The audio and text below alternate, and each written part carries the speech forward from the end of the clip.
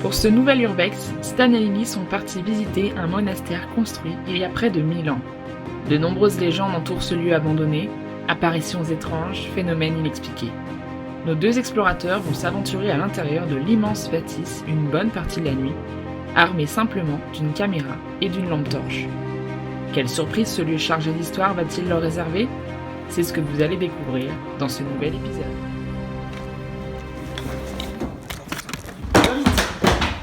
Putain, y'a quelqu'un.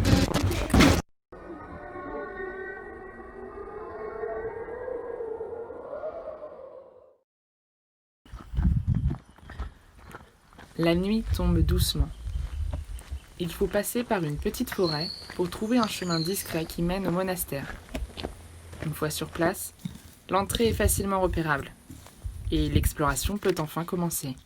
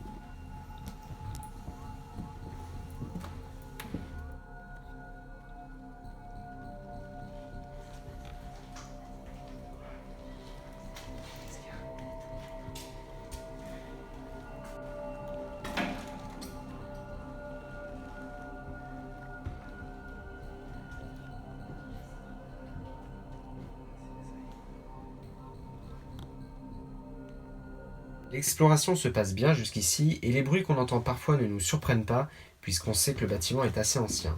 Mais lorsqu'on arrive au dernier étage, dans la partie la plus froide du monastère, la visite prend un tour inattendu.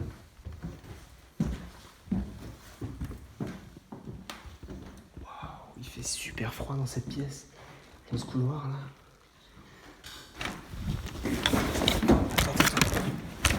Quelqu'un.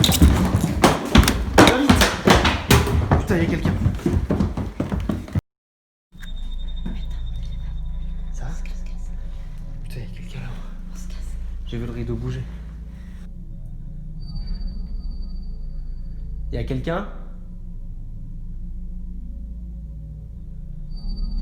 On est juste là pour explorer en fait. On n'est pas des gardiens ni rien. Hein.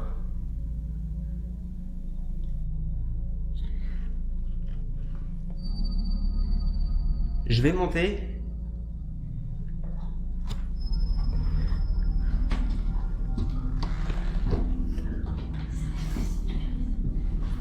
On vous veut pas de mal. Je sais pas si vous nous entendez. Si vous voulez pas taper 2 fois dans vos mains. Si vous voulez pas qu'on monte. Et on montera pas.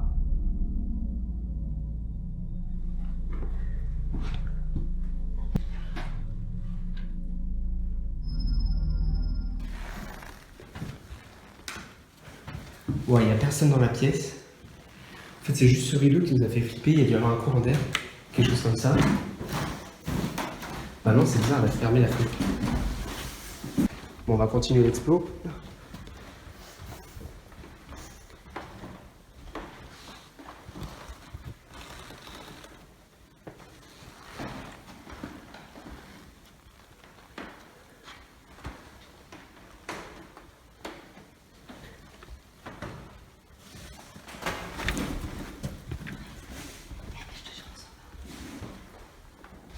Y'a quelqu'un?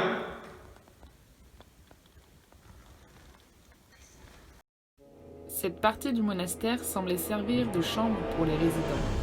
Au fil des siècles, des générations de religieux et plus tard de soldats ont dû mourir entre ces murs. Ce n'est donc pas étonnant que cet étage soit aussi oppressant.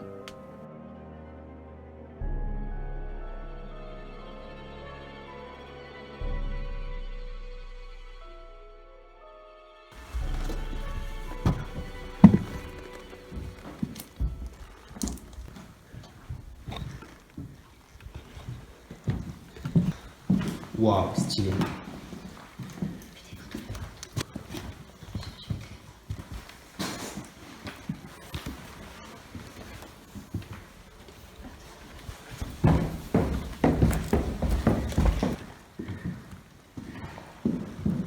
Elle a plus peur de nous que d'elle-même.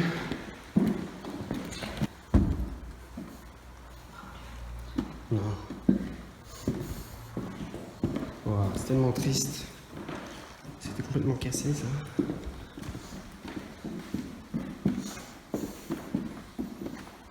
Non.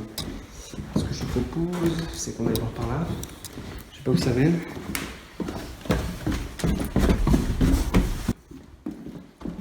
Après plus d'1 heure d'exploration, on décide de quitter le monastère, mais on ne sait pas encore qu'une dernière surprise nous attend juste en bas.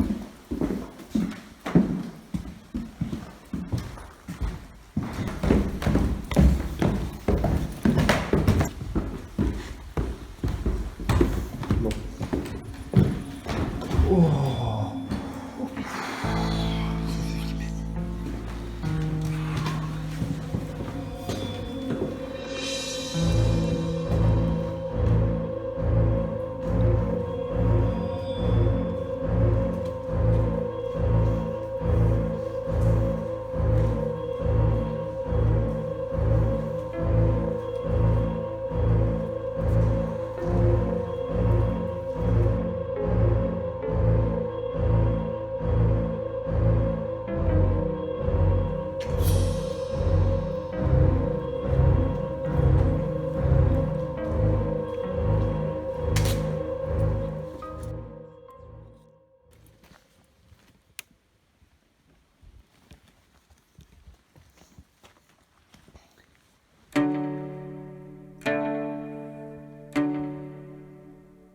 Bon voilà, on s'en est quand même sorti tranquille, Ouais. plus ou moins de cette urbex. Plusieurs points qu'on retient déjà, c'est parmi tous les autres spots d'urbex qu'on a fait, celui-ci c'est le plus propre.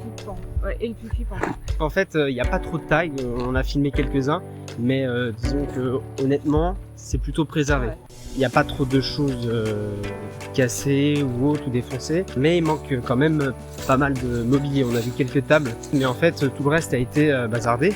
On a tout fait pour être prudent. On a essayé d'aller un petit peu plus loin cette fois-ci malgré les bruits qu'on entendait, mais je leur dis, le rideau bougeait vachement quand même, alors que la fenêtre était quand même vraiment fermée et que il y avait pas de courant d'air a priori dans la pièce. On avait dans le couloir mais pas dans la pièce parce que c'était un mec qui explorait, il n'y avait pas de lumière et il y avait la petite croix inversée aussi, donc je sais but c'est couloir en plus. ouais, mais en tout cas c'est vrai que c'était quand même assez oppressant parce que c'est un couloir des couloirs qui étaient extrêmement étroits.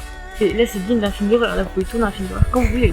Je sais qu'il y a une association qui va essayer de remettre le lieu en état pour accueillir plusieurs activités, on sait pas trop encore ce qu'il va y avoir à l'intérieur. J'espère en tout cas que vous avez eu un petit peu de flip quand même en regardant cette vidéo et que ça vous a plu.